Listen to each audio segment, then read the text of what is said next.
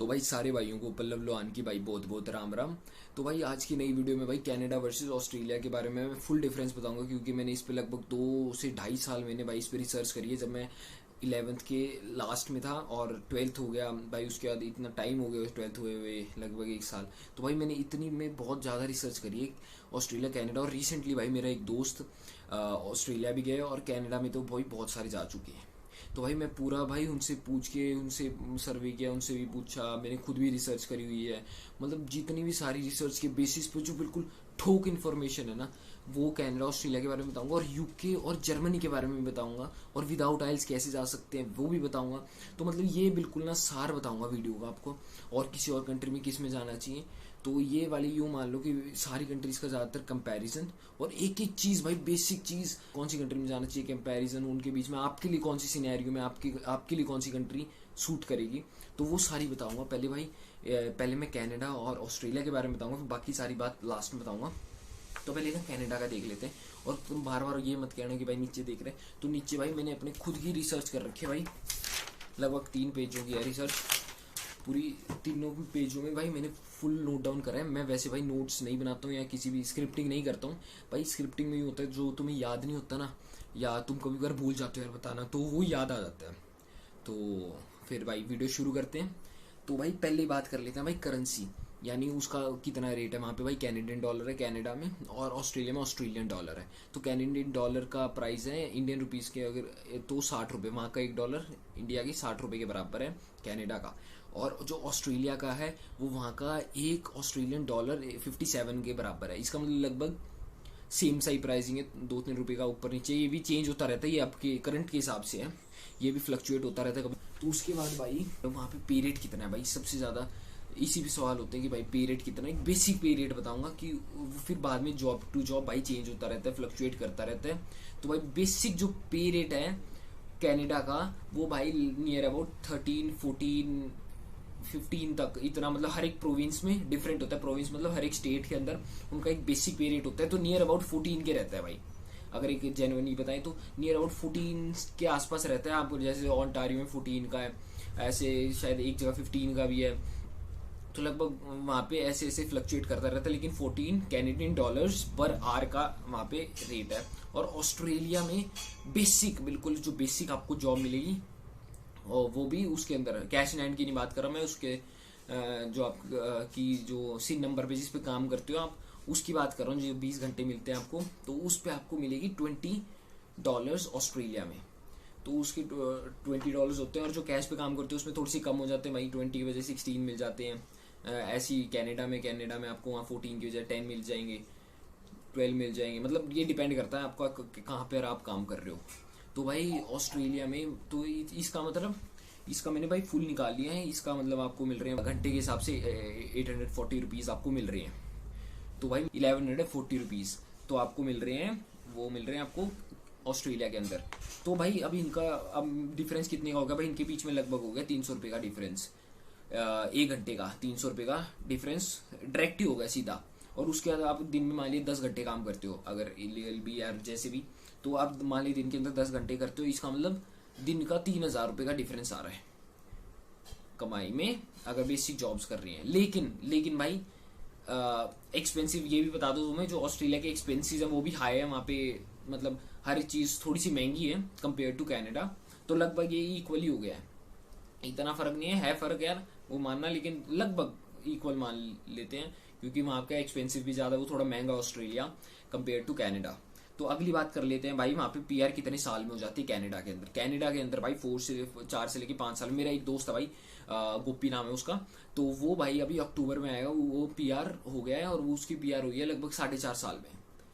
तो अभी वो अक्टूबर में आएगा, तो उसकी 4.5 साल में पीआर हुई है कनाडा में। तो शायद अब आने वाले टाइम में थोड़ी और लेट हो जाए बंदों की, तो पहले भी हो सकता है, आपके कोर्स पे डिपेंड करता है वो।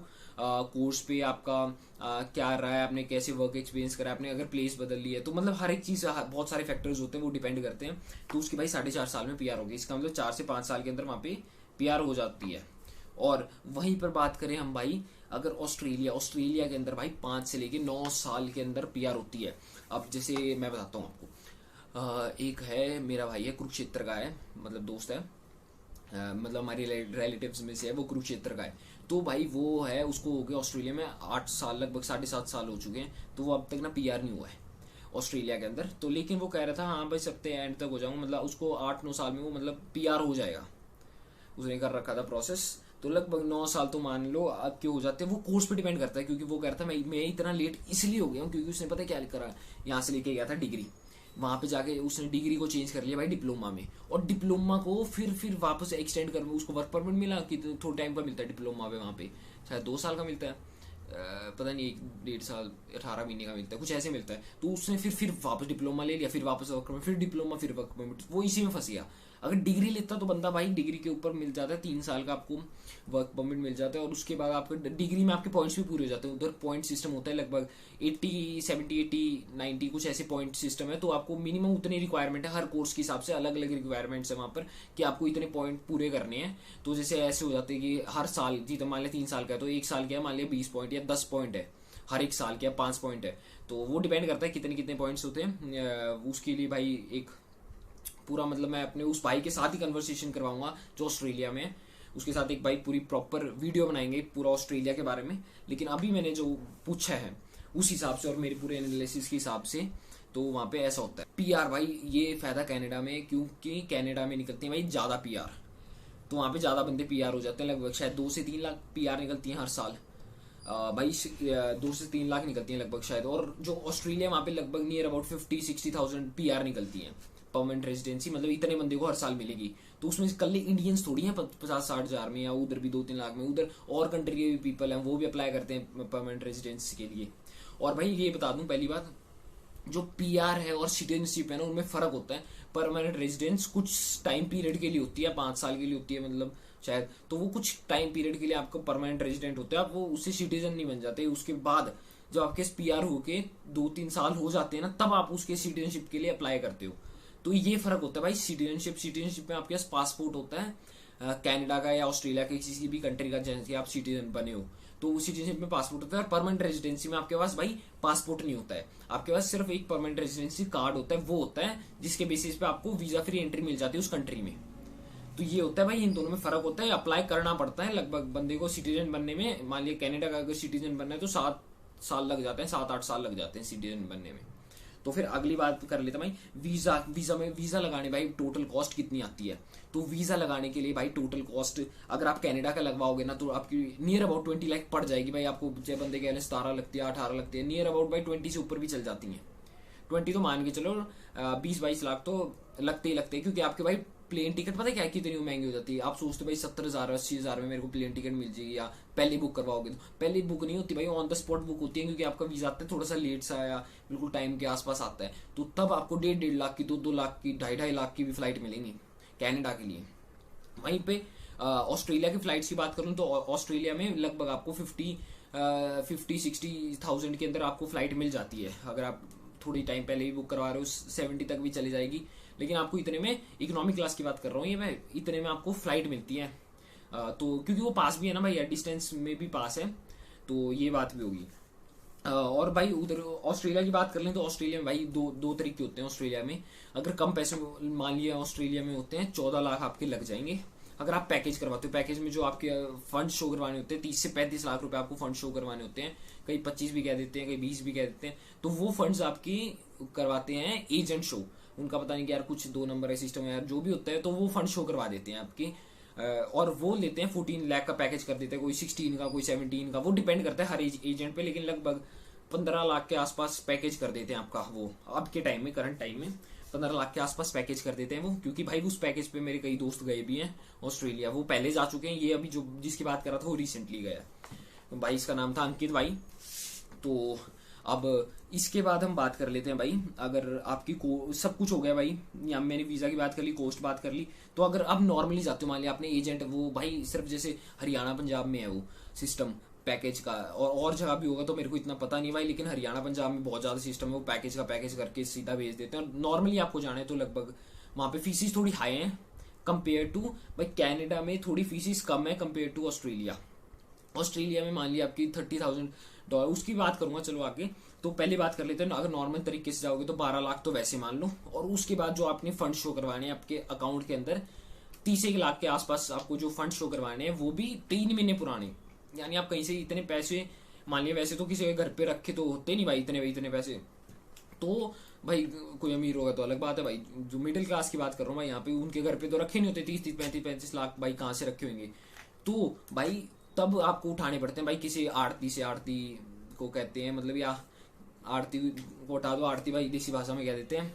तो आपको जो एक किसी बंदे से उठाने पड़ेंगे पैसे 30 से 35 लाख 3 महीने के लिए, तो आपका भाई उसका ब्याज ही कितना पड़ जाएगा लगभग, ब्याज पड़ जाएगा उसका भाई 2 लाख 1.5 2, वो डिपेंड करता है क्या रेट है सब कुछ उसके ऊपर। आप तो पैसे उठाने पड़ेंगे आपको, फिर उसको 3 महीने रखने पड़ेंगे, 3 महीने भी नहीं उसके ज्यादा भी रखने पड़ेंगे, क्योंकि आपको पूरे प्रोसेस तक रखने हैं वो पैसे, शो करवाने अकाउंट के अंदर।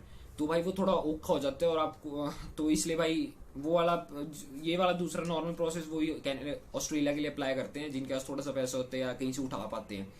तो नॉर्मल प्रोसेस में 12 लाख वो, और बाकी आपके शो करवाने, बाकी टिकट टुकट मिला के इसमें भी उतने ही लग जाते हैं अगर आपके फंड्स है। नहीं है फंड्स तो भाई आपका एजेंट शो करवा देते हैं, वो पैकेज कर लेते हैं टोटल, और वो पैकेज में भी पहले आपको देने पड़ते हैं भाई लगभग, कोई तो लेते नहीं है पैसे, सब कुछ सारे पैसे लेते हैं बाद में, कई ले लेते हैं 50,000 पहले देते हैं, कई क्या देते हैं वो एप्लीकेशन फीस, या स्टार्टिंग में एक फीस लगती है भाई एम्बेसी की, एम्बेसी वाली फीस दे दे भाई, वो 30 से 35 लाख रुपए होती है, 30 से 35 हजार रुपए होती है।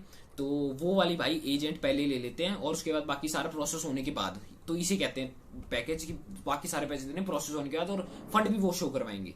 तो अगली बात कर लीजिए भाई, कॉस्ट की बात कर ली कितना लग गया। तो कोर्स कौन कौन से ले सकते हैं भाई, कोर्स भाई जो हो गया कनाडा के अंदर, आप डिग्री ले सकते हो, डिप्लोमा ले सकते हो, सर्टिफिकेट कोर्स भी ले सकते हो, मतलब ये तीनों चीज ले सकते हो। लेकिन और इनमें वीजा भी आ जाता है, मतलब चांसेस होते हैं काफी, बाकी वो आपकी प्रोफाइल पे डिपेंड करता है, लेकिन इनमें वीजा आ जाते हैं। और ऑस्ट्रेलिया की अगर बात कर ले, वो एडमिशन जरूर दे देंगे आपको, जैसे यहाँ से अप्लाई करा उन्होंने ऑफर लेटर दे दिया, लेकिन जब आपकी वीजा फाइलिंग की बात आती है ना, तो वीजा फाइलिंग में भाई आपका वीजा नहीं आ पाता, डिप्लोमा के अंदर बहुत कम चांसेस होते हैं। तो भाई कोई प्रेफर भी मत करना भाई, अगर ऑस्ट्रेलिया जाना चाहते हो ना, डिप्लोमा मत लेना, डिग्री लेके अगर आपको फिर कन्वर्ट कराना है ना, आपकी फीस नहीं करनी, तो वहां पे जाके 6 महीने बाद ना कोर्स चेंज हो जाता है, डायरेक्ट नहीं होता वहां पे चेंज भाई। जैसे कनाडा में तो आप डायरेक्ट फीस वापस ले लेते हो, वो फीस नहीं देते भाई 6 महीने की, तो आपको 6 महीने पढ़ना है, उसके बाद आपने किसी डिप्लोमा में एडमिशन लेना है, ताकि आपकी फीस का भाई अरेंजमेंट हो जाए ऑस्ट्रेलिया के अंदर। ठीक भाई, अब इसके ऊपर बात कर लिया भाई, तो डिग्री होगी भाई वहां पे, हाँ। और ऊपर से जो ये फीस, जो इतने लाख रुपए लग रहे हैं ना ये आपकी ऑस्ट्रेलिया के अंदर 14 लाख रुपए, इसमें से आपकी सिर्फ 6 महीने की फीस इंक्लूडेड है, मतलब अब पैकेज करके 15 के आसपास जितना भी लग रहा है, तो इसके अंदर या 12 लाख भी वो लग रहे हैं, तो इसके अंदर सिर्फ आपकी 6 मंथ्स की फीस इंक्लूडेड है। और जहां पे कनाडा है जो, उसके अंदर आपकी लगभग 1 ईयर की फीस इंक्लूडेड है, कितने लाख का, 20 लाख का जो पैकेज है उसमें 1 ईयर की फीस इंक्लूडेड है आपके। बाकी वो कोर्स टू कोर्स डिपेंड भी करती है, आपके 20 से 25 लाख भी लग सकते हैं अगर आपकी मान ली बहुत तगड़ी डिग्री है, उसकी फीस हाई है। तब डिप्लोमा की बात कर रहा हूँ मैं, डिग्रीज में भी लगभग इतनी होती है आसपास। तो फिर उसके बाद भाई देख लो 1 ईयर की फीस है, उसमें 6 मंथ की, क्योंकि 6 मंथ बाद बंदे ज्यादातर ना डिप्लोमा में चेंज हो जाते हैं ऑस्ट्रेलिया में, डिग्री से डिप्लोमा, ताकि उनकी फीस भी निकल जाए, पैसे भी अच्छे कमा ले। तो अगली बात कर ले भाई, कोर्स की फीस कितनी होती है लगभग, वो जैसे मैंने बता दी भाई, कोर्स की फीस कनाडा में बात कर ले भाई, डिप्लोमा है तो उसमें होती है $16,000 से $20,000 तक, यानी लगभग आपकी 9 लाख से लेके 13 लाख तक, मतलब इतनी मान के चलो 9 लाख से 13 लाख के बीच में आपकी फीस हो जाती है वहां पे कनाडा में। और उसके बाद अगर बात करें हम ऑस्ट्रेलिया में भाई 30,000 या 30 से आसपास होती है, 30 से ऊपर भी हो जाती है भाई, $34,000। तो ये लगभग बन जाते हैं आपके भाई 34,000, मतलब $30,000 इंटू 57 रुपीज, तो कितना पड़ा भाई 57 रुपीज। तो भाई लगभग आपके लोग, मैं करता हूँ भाई 57, तो ये बन गया भाई लगभग आपका 17-18 लाख के करीब आपकी फीस हो जाती है वहां पे साल की। तो आप 6 महीने की फीस भर के जाते हो, लगभग 8 लाख, तो उसके ऊपर मतलब समझ गए ना, आपके 18 लाख लगभग फीस हो जाती है ऑस्ट्रेलिया में साल की। और वहां पे कहाँ साल की है भाई, 13 लाख, 12 लाख, 10 लाख, 11 लाख कनाडा में। लेकिन फिर इसकी, लेकिन यार यूनिवर्सिटी जो ऑस्ट्रेलिया की यूनिवर्सिटीज है ना, वो भाई बहुत हाई रैंकिंग यूनिवर्सिटीज है, बहुत ऊपर आती हैं।